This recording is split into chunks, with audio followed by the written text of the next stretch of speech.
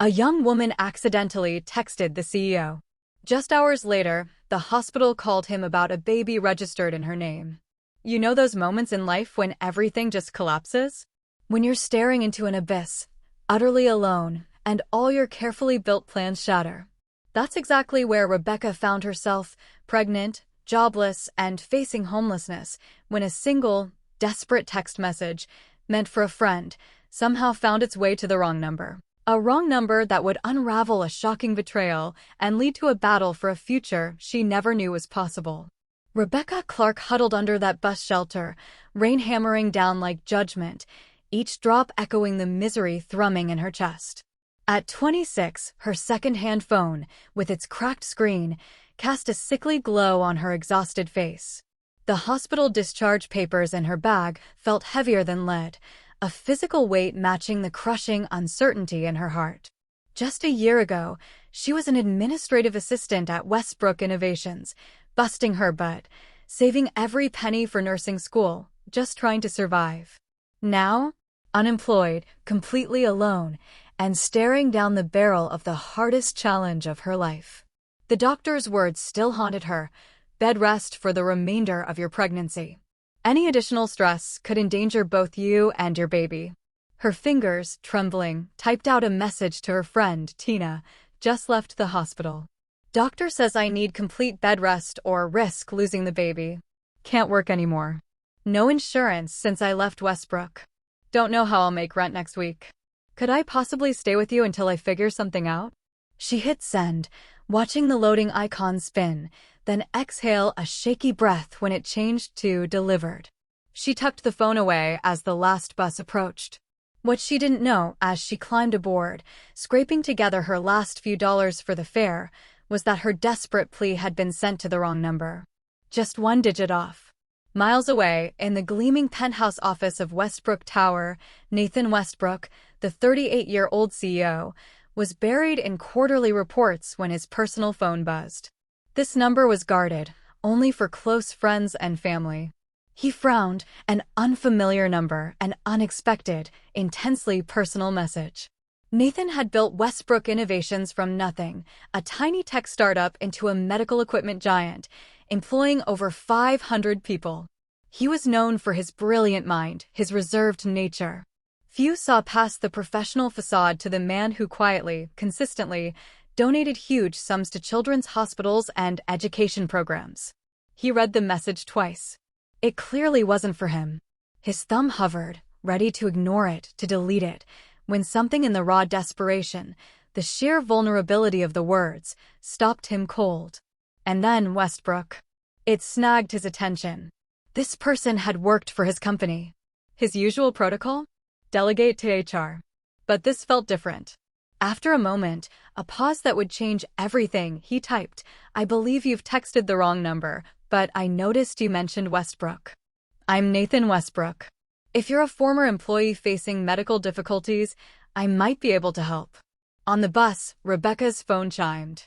Expecting Tina, she instead saw a response that made her heart plummet straight into her stomach.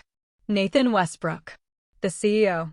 The man whose signature was on her paychecks, whose office she'd only ever glimpsed from afar.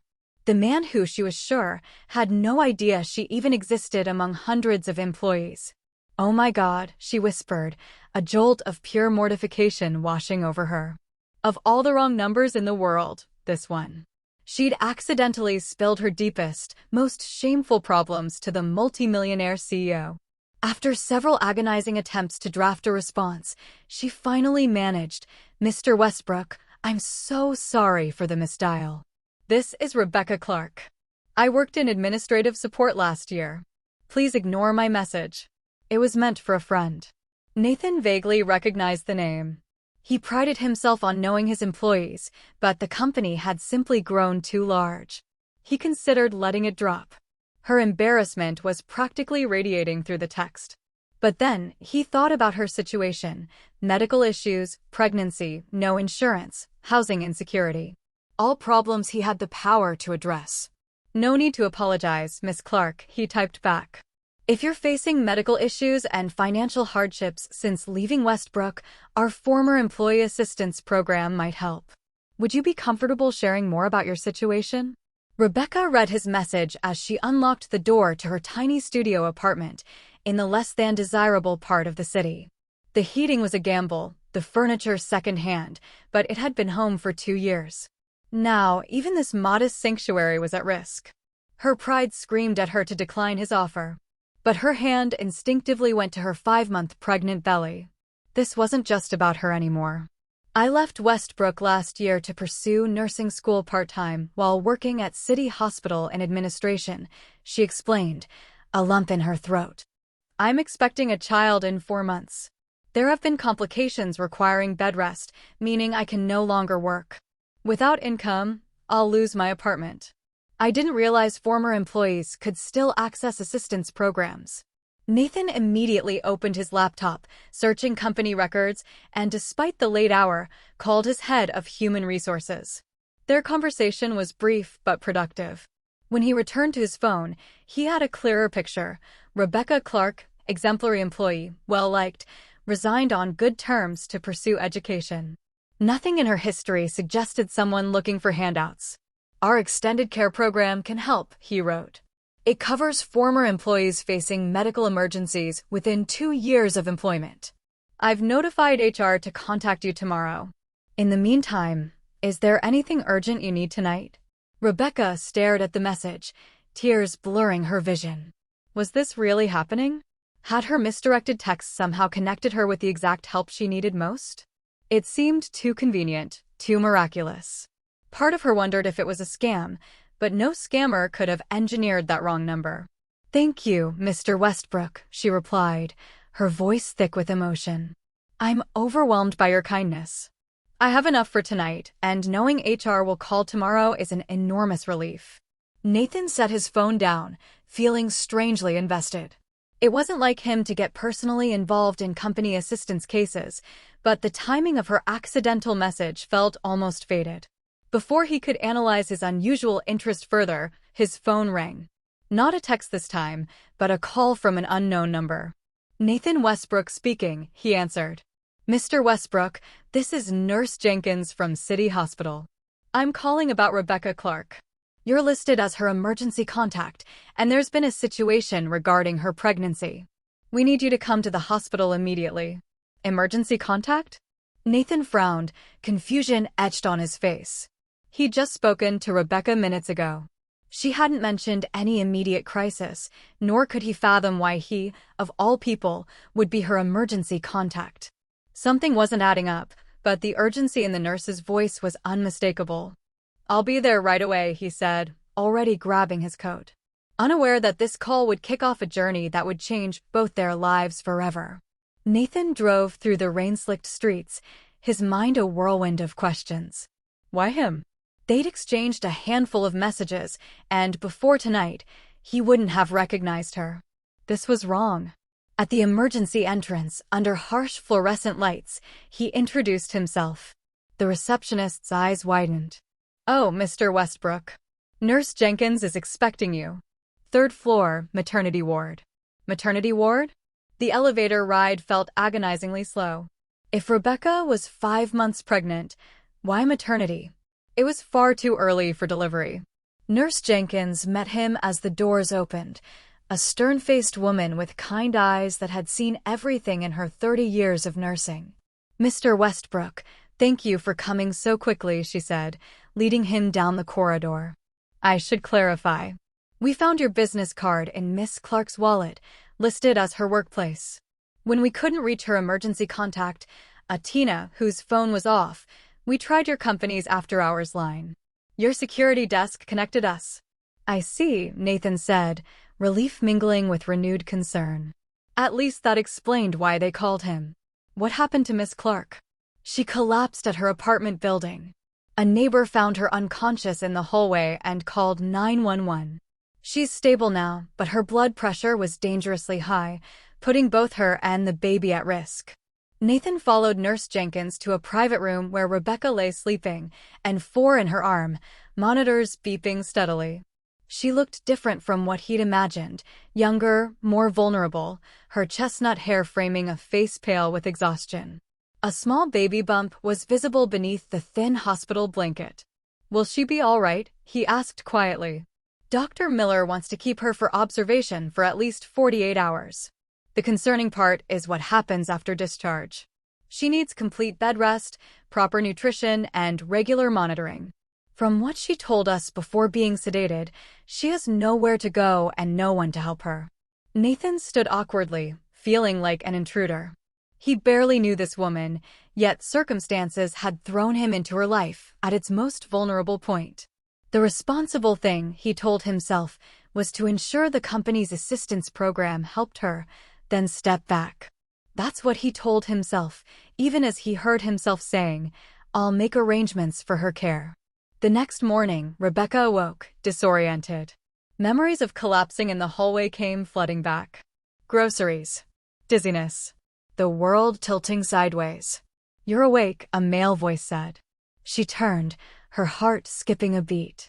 Nathan Westbrook. Sitting in a chair beside her bed, laptop open on a small table, impeccably dressed at 8 in the morning.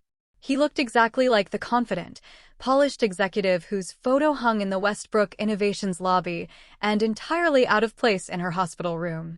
"Mr. Westbrook," her voice cracked with disbelief. "What are you doing here?"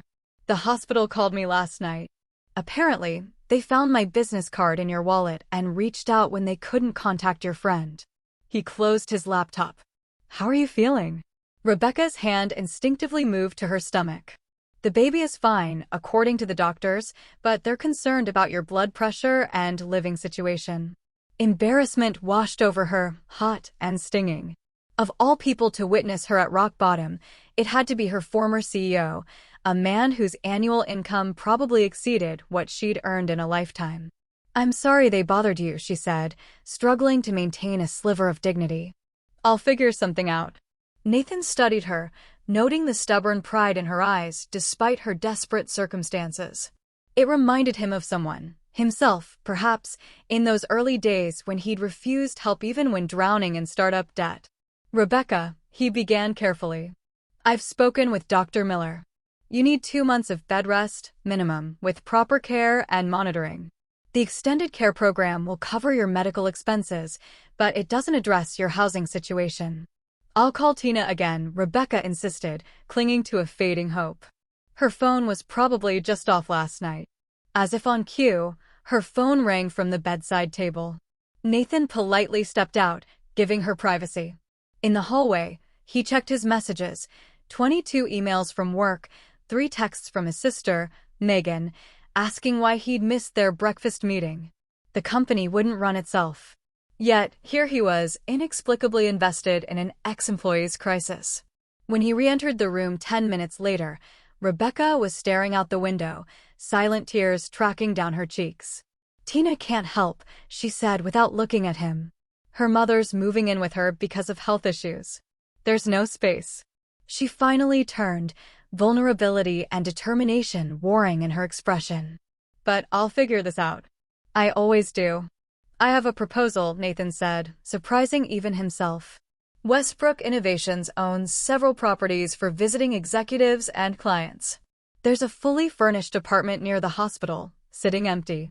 As part of your extended benefits, you could stay there during your recovery. Rebecca's eyes widened. "I couldn't possibly. It's a business decision," he continued smoothly, though they both knew it wasn't. "The company invests in promising employees. You left to pursue nursing education, a valuable skill set. Consider this an investment in your return to the workforce."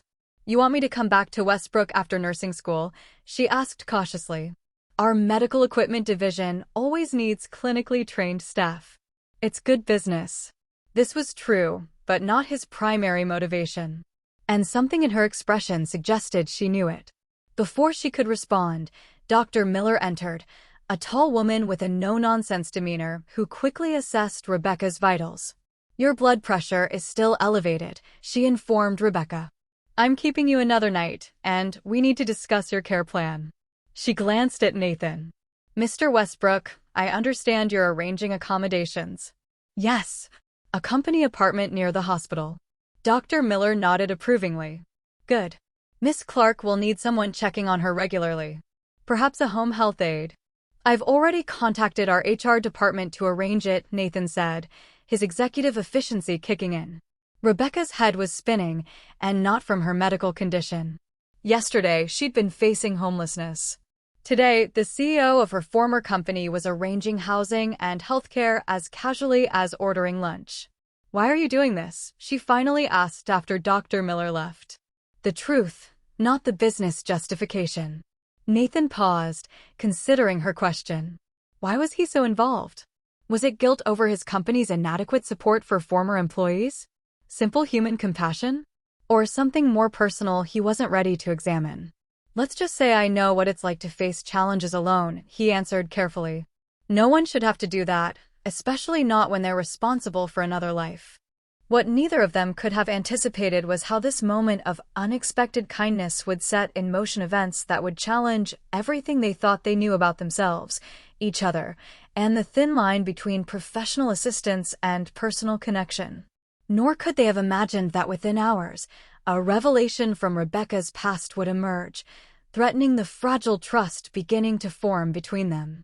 3 weeks flew by since Rebecca moved into the company apartment. It was a spacious one-bedroom with neutral decor and practical furnishings, nicer than anywhere she'd ever lived. Still, she added small touches, a colorful throw pillow, a potted plant, framed photographs, to make it feel less temporary, less like charity.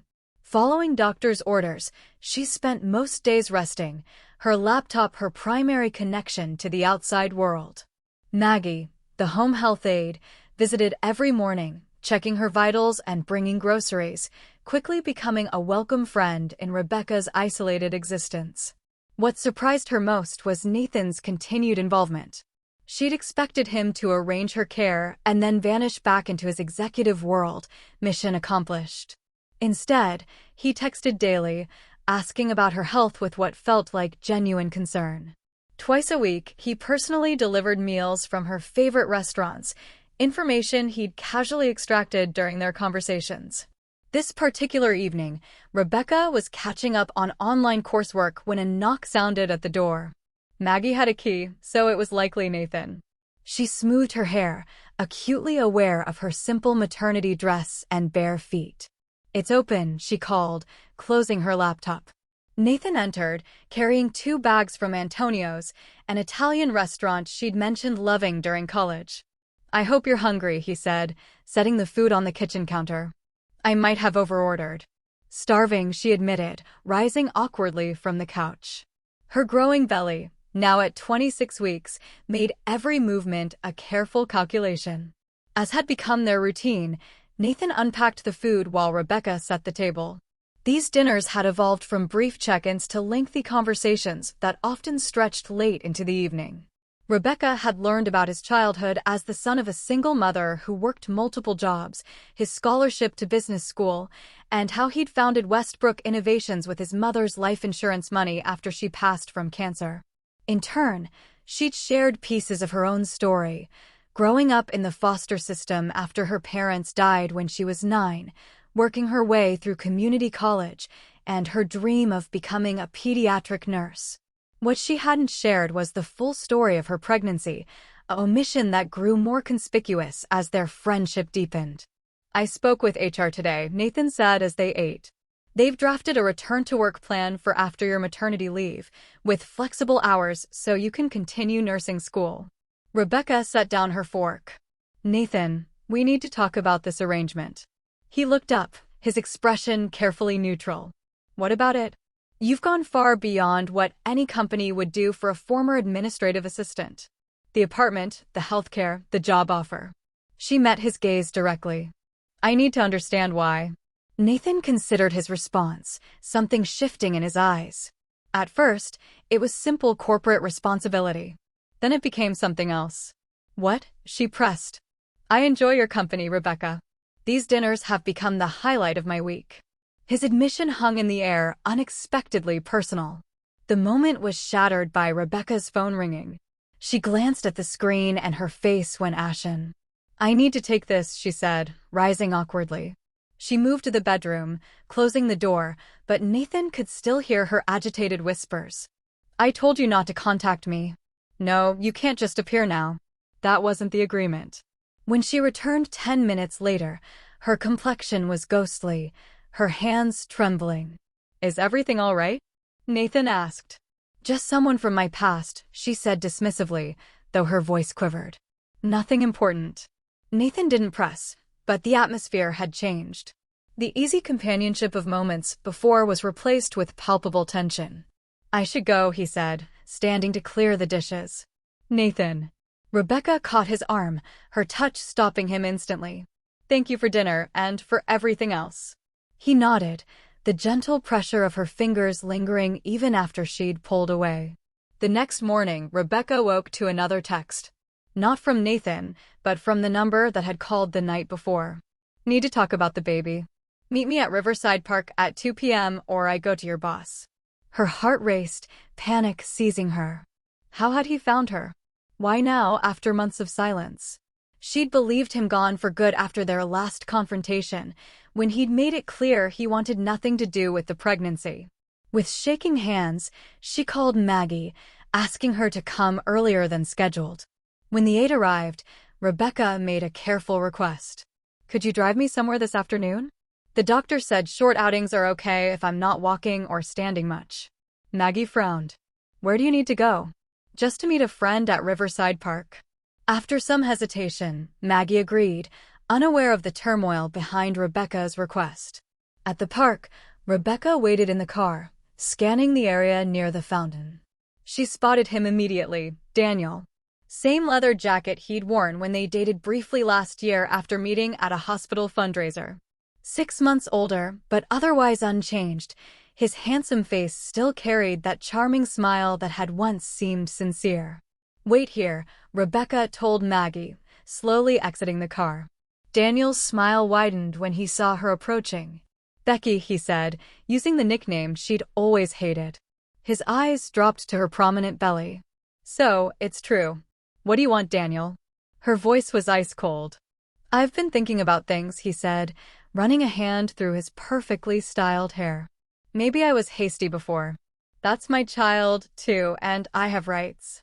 Rebecca almost laughed. Rights? After you told me to take care of it and disappeared. People change, he shrugged.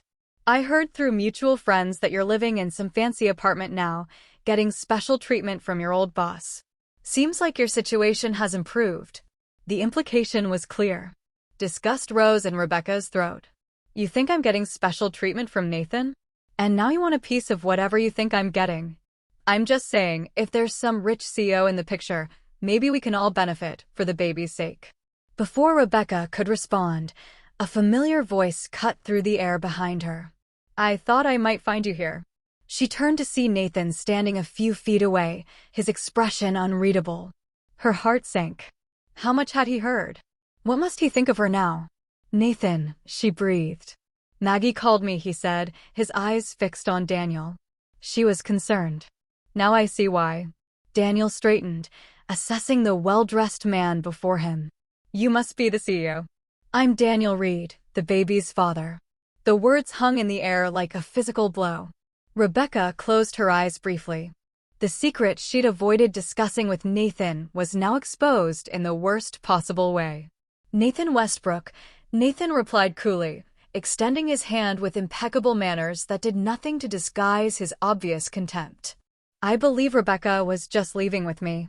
We're having a private conversation about our child, Daniel countered, not taking the offered hand. No, we're not, Rebecca interjected. There's nothing to discuss, Daniel. You made your position clear months ago. Things change, Daniel insisted, stepping closer, especially when circumstances do. Nathan moved subtly between them. Miss Clark needs to return home. Her doctor has restricted her activities. Whatever you need to discuss can happen through proper legal channels. Daniel's charming facade slipped, revealing the calculation beneath. Legal channels. Interesting you should mention that. I wonder how your board would feel about your special interest in a former employee carrying another man's child. The thinly veiled threat hung in the air, a grenade with its pin half pulled. Rebecca felt her blood pressure rising dangerously, spots dancing at the edges of her vision. This confrontation was exactly what her doctor had warned against. "Nathan, please," she whispered, swaying slightly. "I need to leave." Nathan immediately wrapped a supportive arm around her waist, his focus entirely on her well-being. "The car is just over there," he said gently. As they turned to leave, Daniel called after them, "This isn't over.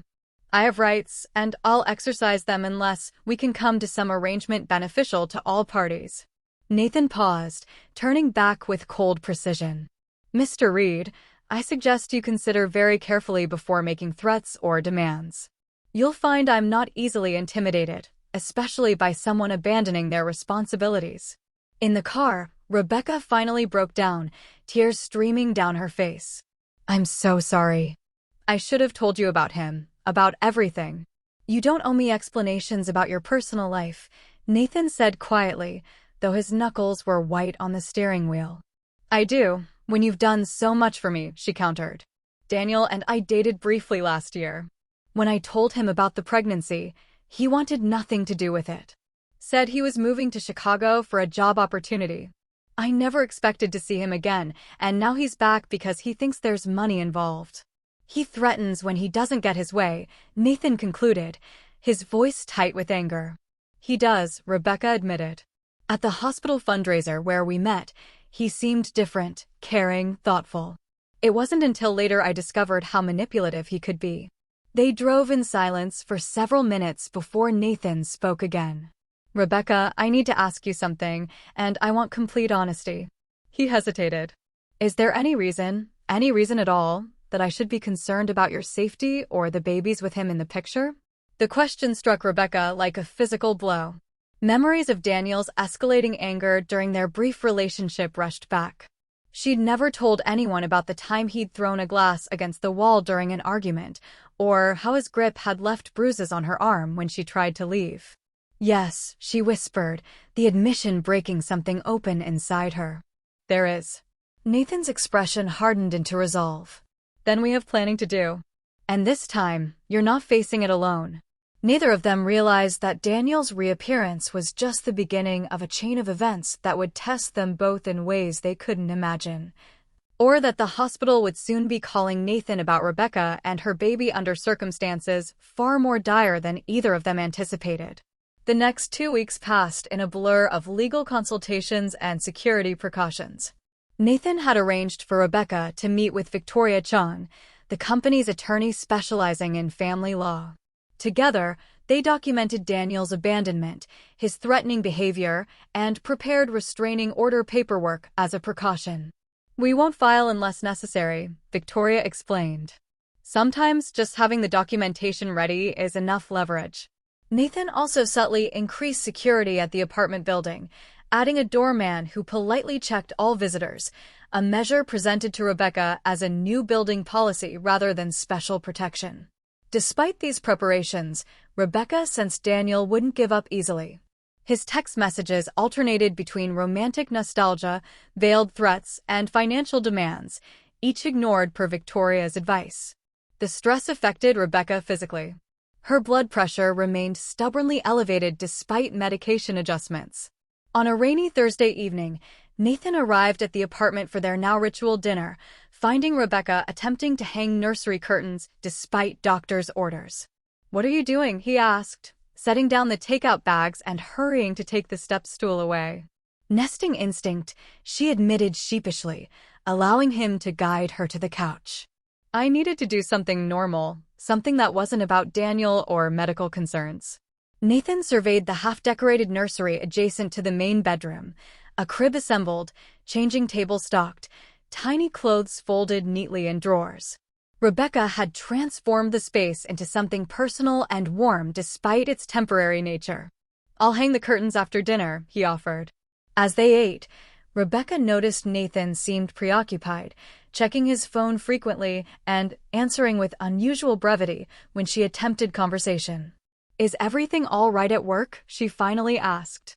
Nathan hesitated, clearly debating how much to share. "There's been some discussion among board members about my involvement with your situation." Rebecca set down her fork. "Daniel contacted the board, didn't he?" "Not directly, but he reached out to Harold Winters, our senior vice president, with some creative interpretations of our relationship.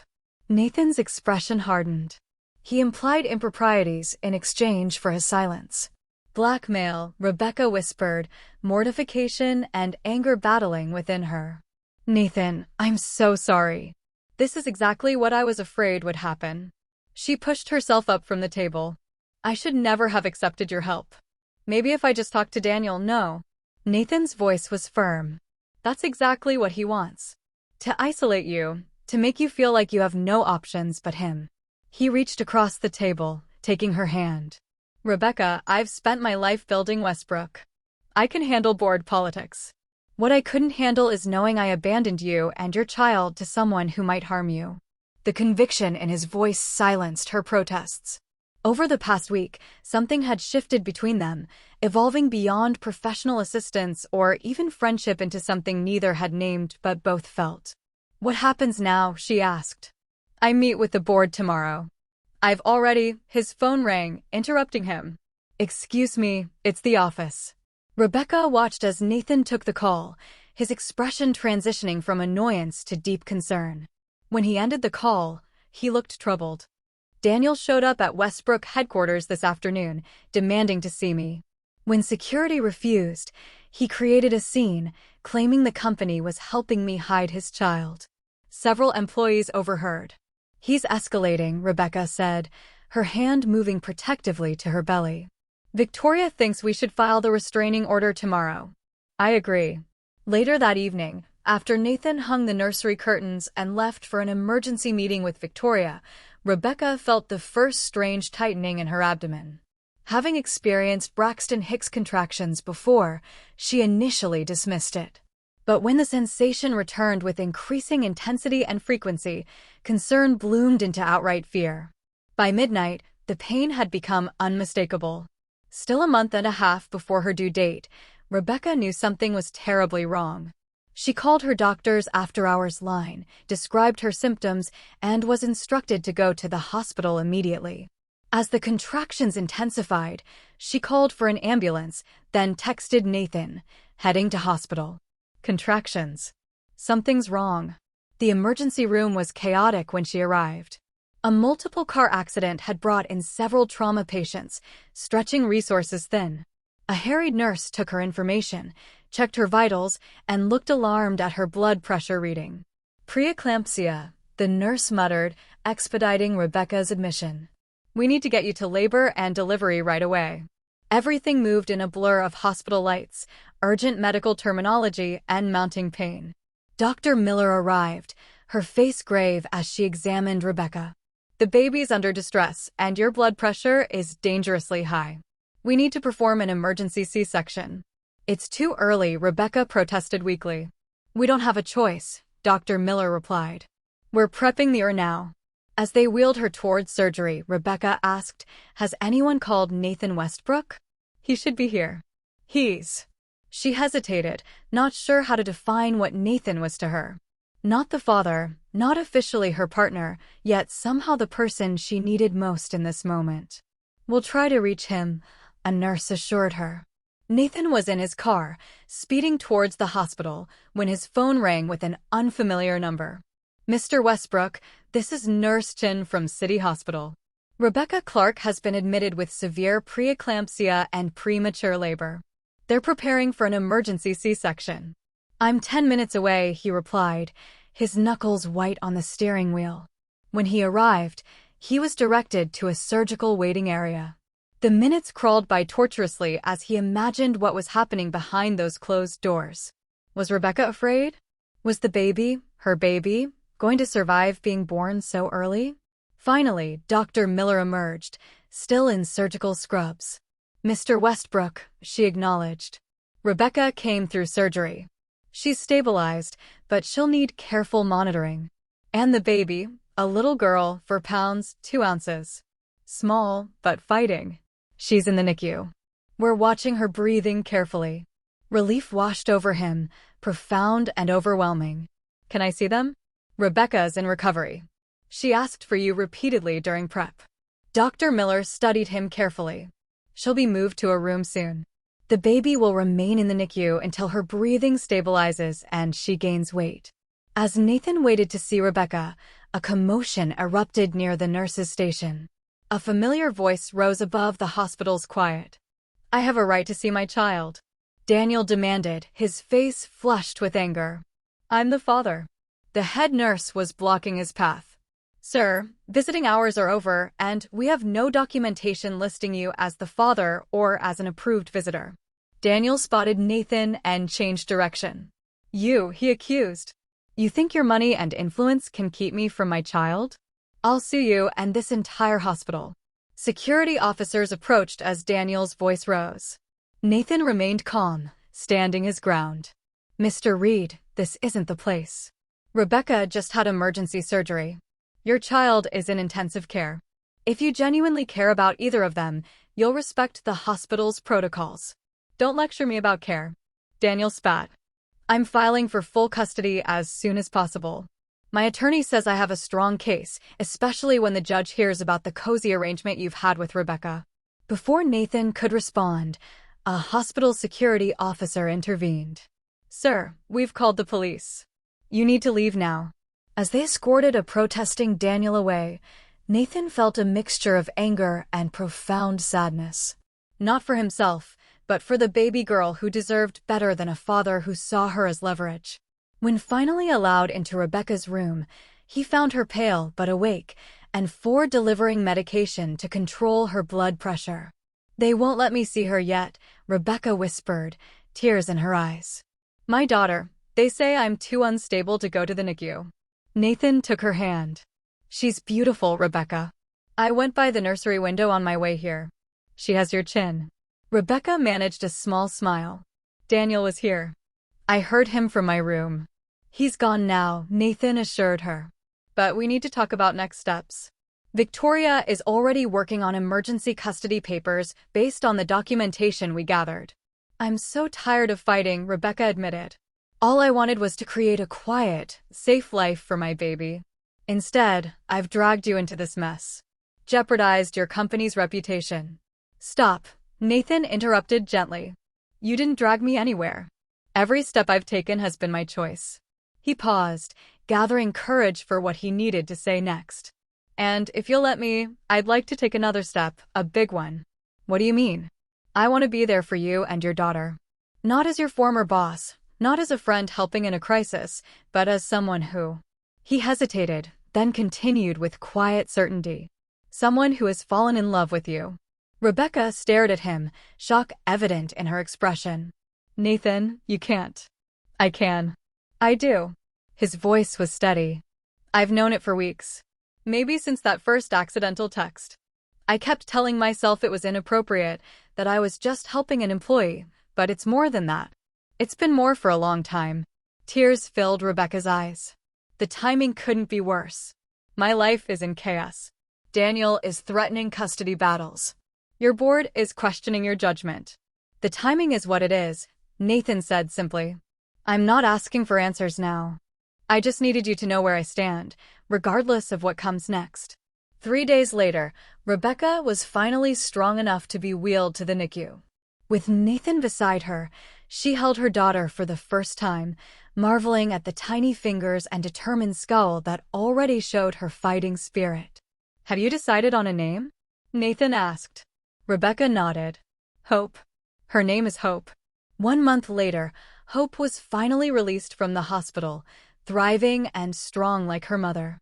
The apartment that had once been a temporary haven was now their home, at least until Rebecca completed her nursing degree. Daniel's custody threat had diminished after Victoria presented their documentation to his attorney, resulting in a supervised visitation agreement that he rarely fulfilled. As for Nathan and Rebecca, they were taking things slowly, their relationship evolving naturally as they navigated the complex terrain between where they began and where they might be headed. On the 1-year anniversary of that accidental text message, Nathan took Rebecca to dinner at the small Italian restaurant they'd come to consider theirs. Hope, now a chubby, laughing 10-month-old, stayed with Maggie, who had become like family. Over dessert, Nathan reached across the table to take Rebecca's hand. "One wrong number changed everything," he said softly. It's hard to imagine where we'd be if you hadn't mistexted me that night. Rebecca smiled, thinking of the long, incredible journey from that desperate evening at the bus stop to this moment of contentment. Some mistakes, she replied, squeezing his hand, turn out to be the best decisions we never knew we were making. As they walked home under a canopy of stars, Rebecca reflected on how a single message sent in error had somehow connected her with exactly the person she needed most. It was proof, she realized, that sometimes destiny has a way of finding us, even when we dial the wrong number.